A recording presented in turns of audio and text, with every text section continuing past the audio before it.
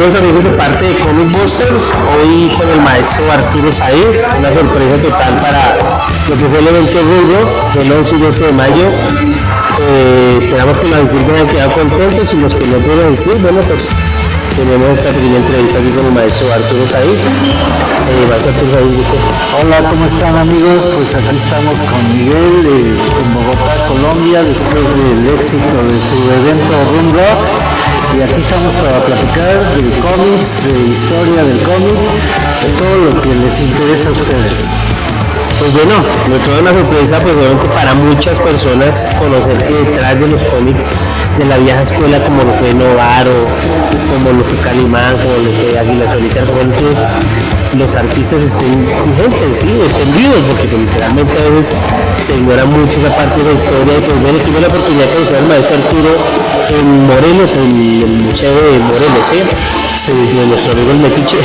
Sí, fuimos a un evento de una presentación de una revista en la casa de Miguel Zapata en Morelos, mediante un amigo, Rubén Soto, el Metiche, que me invitó, y ahí conocí a Miguel, y gracias a eso aquí estamos, pues para compartir lo que nos gusta, que es la historia del cómic y la historieta, tanto mexicana como colombiana también.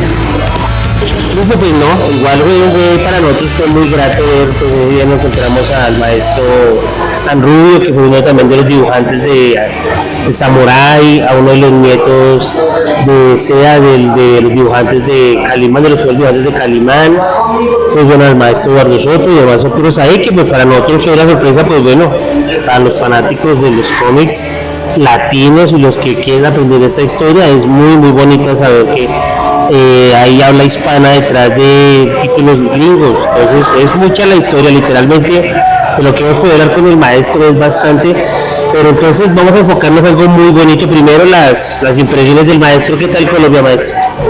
Pues es un país muy bello en el aspecto de la gente, cómo te recibe, con mucho afecto. Igual yo trato de corresponder, lo que me pregunten lo contesto, me dicen ¿qué hacías tú en Novaro? Pues yo hice varios títulos como Daniel Travieso, Sal y Pimienta, La Leche Pepita, hice hasta Tommy Jerry, mi hermano Alberto hacía La Pequeña Lulú, Pájaro Loco, y pues son cosas que muchas veces pensamos que todo está bien. Yo un inicio muy bien, a donde hay dibujantes títulos de Novaro desde hasta Tarzán se desea en México. Esa historia de Novaro, pues bueno, los que hemos investigado, igual manera los que quieran investigar pueden encontrar el documental El Coloso de Latinoamérica, que es la historia de Novaro. Es una historia, pues bueno, como se comenta, pues sí le falta mucho detalle, pues en hora y media yo creo que es difícil, y aludimos que sea esa parte, que haya faltado mucha información, pero lo que logramos hablar con el maestro, pues es una historia muy muy interesante, referente a, pues bueno, sus años 50 que inició y todo ese recorrido que al último, bueno, finalizar en diferentes tamaños. De la época del maestro, ¿usted ya estaba en ese tamaño o ya era hasta el tamaño grande? Se hacían los dos tamaños, ¿sí? Pero a mí me tocó hacer este tamaño porque era la producción que necesitaban, pero se seguía haciendo grande y tamaño avestruz, y este es el tamaño águila, y hay uno más pequeñito que es el tamaño colibrí. Y todos los títulos salían en los tres tamaños. Ah, ¿sí? Sí. ¿Y a qué se debía pronto esos cambios? Pues era como una curiosidad. Era una curiosidad el tamaño águila era el más comercial, ¿no? Era el precio más accesible. Y el tamaño grande, pues era para los que gustaban de lo clásico, del tamaño. Ah, la añoranza del de lo antiguo. Y el tamaño colibrí era como una excentricidad de los editores. Sacaban un tamaño más pequeño para que lo coleccionaras. No es muy habitual, ¿no? No lo he visto muy. Sí, se ve mucho. Se ve bastante. Por ejemplo, el Turok, que lo llegaron a dibujar también mexicanos como Antonio Santillán, hasta la señora Concepción Arriola, que era una mujer dibujante, dibujaba tanto tamaño águila como tamaño colibrí. No, falleció hace poquito tiempo, hace como 3 años. pero pues ella tenía una familia de dibujantes, ¿no? Que era el señor Manuel Moro, era el director de Novaro, el director artístico en los años 80, más o menos 70. Y sus hijos, los 3 hijos eran dibujantes. Dinastía Alan Moro, que es muy amigo mío, su mamá era la señora Conchita Arreola, y todos eran dibujantes y hacían personajes desde Tarzán, Llanero Solitario, la de Susi. Susi es un muy buscado. Sí, también había un gran número de dibujantes peruanos que llegaron a dibujar hasta fantomas como Gonzalo Mayo. Otro dibujante mexicano que hacía fantomas fue Gustavo Galán. También hizo en otra editorial de René Creel, hizo la de Tradiciones y Leyendas. Eso sí, creo que llegaron muy pocos números acá, pero sí es algo que se busca mucho, pues por lo que no es caso aquí en la edición colombiana, pero es bastante importante ese título. Y se hacía en diferentes técnicas, en técnicas de aguada, carbón, acuarela en grises y tintas. Pues la historia es muy amplia. Sí, eso es algo que lo que estamos, yo creo que no lo alcanzan. Por lo que digo, de pronto a veces ni la hora y media o lo que dura el especial le hará justicia a esa parte. Sí, porque también un compañero que es guionista mexicano que se llama Saúl Manleu, de video, siempre me llama, ¿por qué nunca hablas de los guionistas? No nada más eran los dibujantes, ¿no? Sino que Saúl Manleu es guionista mexicano, no recuerdo si trabajó en Novaro, él creo que trabajó más en Editorial Egea, haciendo pues todo tipo de revistas sensacionales, de vaqueros, de policía, de maestros, de traileros, de luchas. Los sensacionales, los famosos sensacionales. Que eran historias como más a lo que era el pueblo, sí, más como más populares, temas más populares, pero no dejaban de tener calidad. Igualmente en Novaro, por ejemplo, para Daniel Travieso, los argumentos versión mexicana los hacía un compañero amigo, Juan Monroy. Igual, por ejemplo, el Fantomas tuvo varios argumentistas. El más famoso fue Gonzalo Martré, ¿no? Hubo otro argumentista, Sotero García Reyes, que era un periodista muy conocido, que salía en el programa de Juan Luis Gili, también era periodista, y hacía argumentos de fantomas. Y hubo varios argumentistas que se adaptaron e hicieron la versión mexicana que se iba a toda Latinoamérica. Y que lo que argumentista, pues obviamente retomando esa parte, es parte muy importante porque un cómic era interesante, ¿no?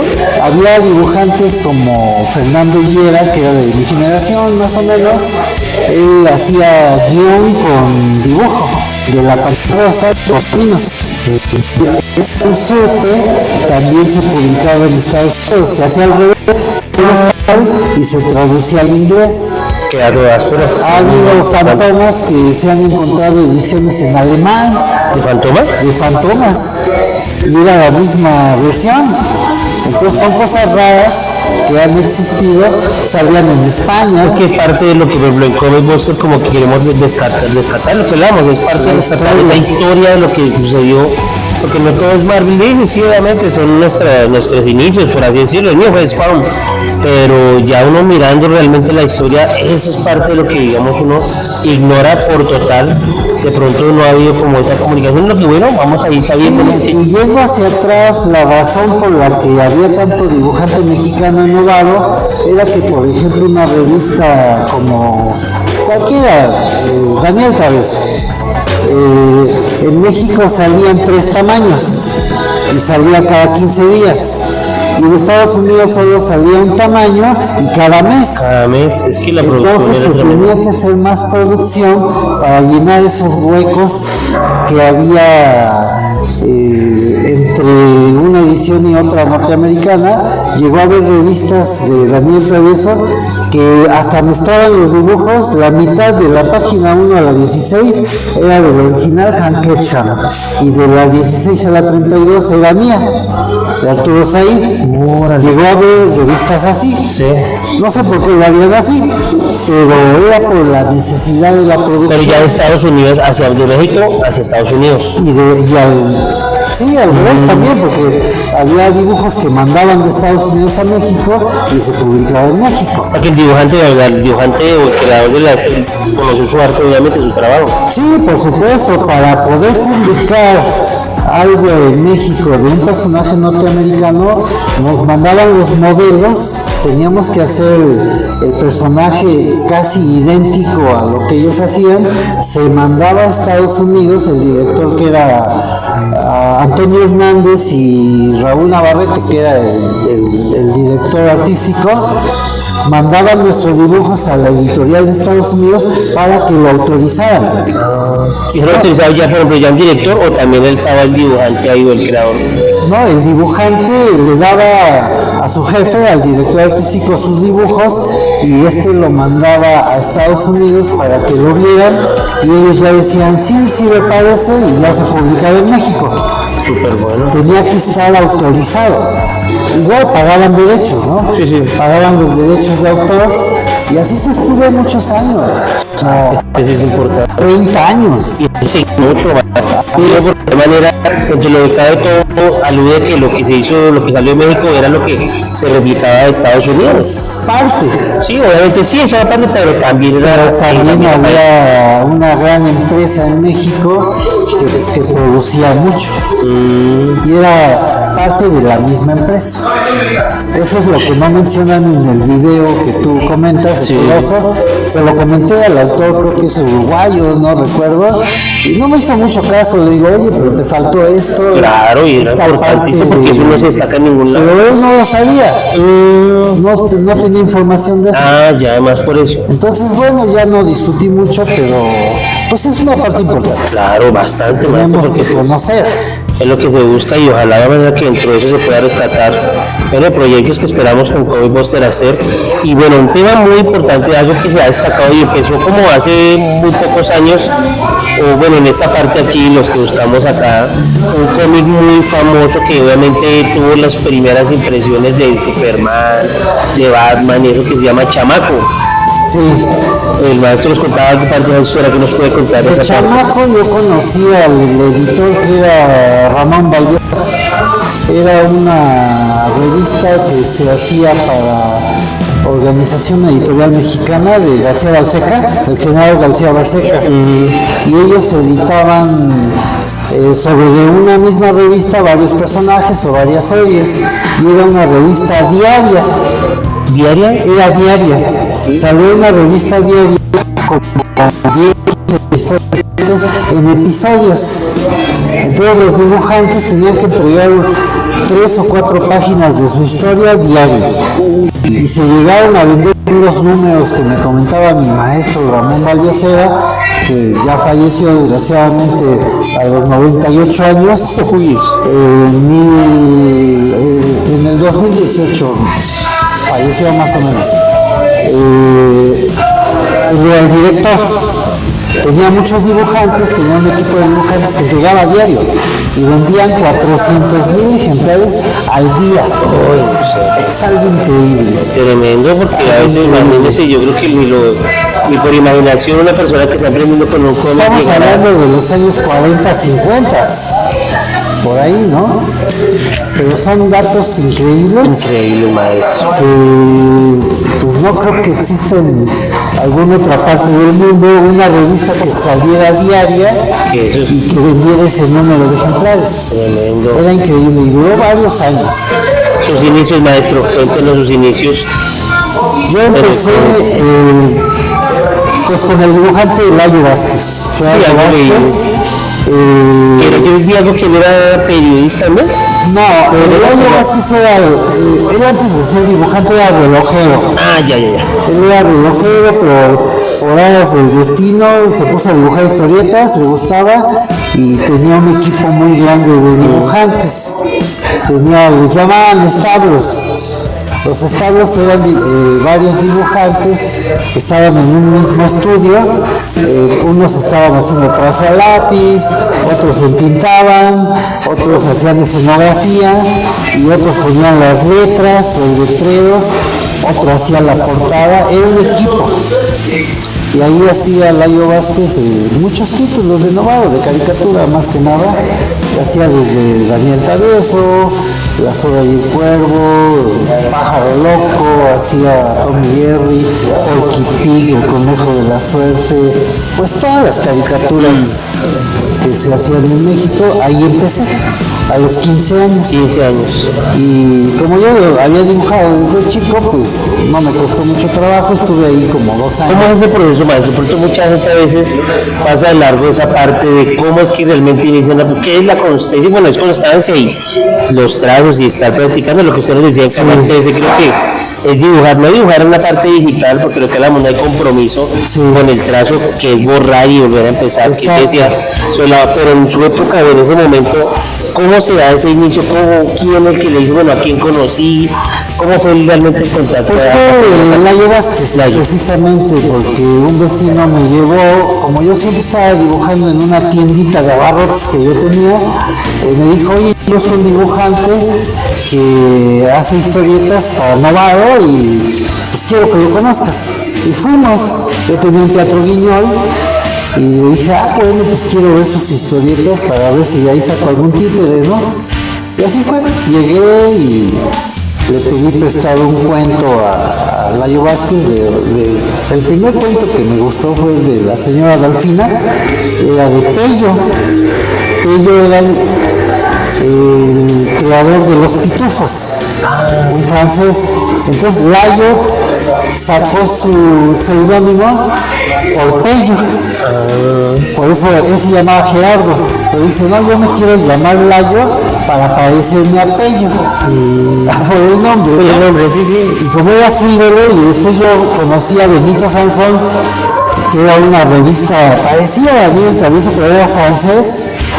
Y era una revista muy grande y se la pedí prestada a Layo Vázquez. Le digo, oiga, ¿me presta ese cómic? Es band de cine, ¿no? Allá no es cómic, es band de cine, que quiere decir tira cómica en francés. Y me dijo, no te lo puedo prestar porque nadie regresa las cosas. Si quieres, cópialo aquí. Y ya me prestó un lápiz y un papel, empecé a copiar y vio cómo copiaba los dibujos de Benito Sansón y la tía Delfina. Lo pueden buscar en internet, la tía Delfina y Benito Sansón. Es un cómic padrísimo francés. Me vio dibujar Layo y me dijo, estás contratado. Yo no le iba a pedir trabajo, pero él me dijo, estás contratado porque dibujas muy bien. Dibujas muy bien y yo necesito ayudantes, si quieres te doy trabajo. Y pues yo claro que dije que sí, era lo que me gustaba, yo estaba en la preparatoria, algo así. Y así fue como empecé, de casualidad. Exacto, es que esas son las historias como que uno dice, ¿Cómo empieza la persona? ¿Cómo es que alguien que dibuja puede empezar? Bueno, ahorita ya existen, de pronto ya hay que hacer audiciones y hay que ver un poco de los procesos, pero en una época donde la comunicación no es como ahora, nada más toca literalmente conocer a la persona, mira. Como que ya era el destino, ¿no? ¿Cierto? Porque yo estaba en la preparatoria y yo quería ser psicólogo, y luego quería ser matemático, me gustaba el fútbol, me gustaba la música, yo quería ser futbolista, músico, o psicólogo, o matemático, menos dibujante. Pero se prestó esa oportunidad, entonces imagínense, a los 15 años me dicen, ¿quieres dibujar a Daniel Travieso? Pues claro que sí quise.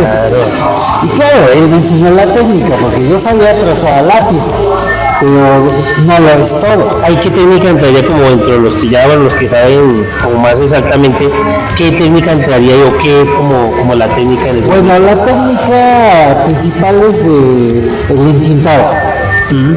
El entintado tiene su técnica, ¿no? Que es con plumilla y con pincel. Había unos pinceles de marca Winsor & Newton muy buenos, serie 16, que eran unos pinceles negros ingleses. Con esos parecía que se tintaba solo, porque quedaba gruesos y delgados. Una misma línea, ya estudiando el dibujo cómico americano, tú ves la calidad del entintado, cada línea tiene un grueso y un delgado. Sí. Y eso te lo da el pincel. El uno solo, sí, es cambiar. Solo con la presión de tu mano sobre el pincel das grueso o delgado. Y la plumilla para los escenarios o los achurados, hay que estudiar perspectiva, hay que estudiar proporción, pues vas estudiando poco a poco. Y qué más que estar de ayudante en el estudio de un profesional como era Layo Vázquez, que ya llevaba 30 años dibujando con toda la experiencia del mundo. Era como una escuela, donde te pagaban por aprender. Súper bien. Tú ya sabes dibujar, pero no sabes la técnica. Entonces ahí vas aprendiendo, te muestran todos los modelos de todos los Y personajes. pues dentro de lo que eso, trabajar bajo presión, ¿no? Me imagino que eso era algo como Bajo habitual. presión, porque tienes que entregar cierta cantidad de cartones, de páginas. Tenía generalmente 32 páginas y tenías que entregar mínimo una a la semana. Una revista. Entonces, se da mucho trabajo. Claro. Hacer un cartón. Si te pones a hacer un cartón, me tardo todo el día en uno. Pero si tienes que entregar 32 a la semana, divide 32 entre 7 sin descansar. Te tienes que hacer 4 páginas diarias, mínimo. Era la... A esta calidad. Claro.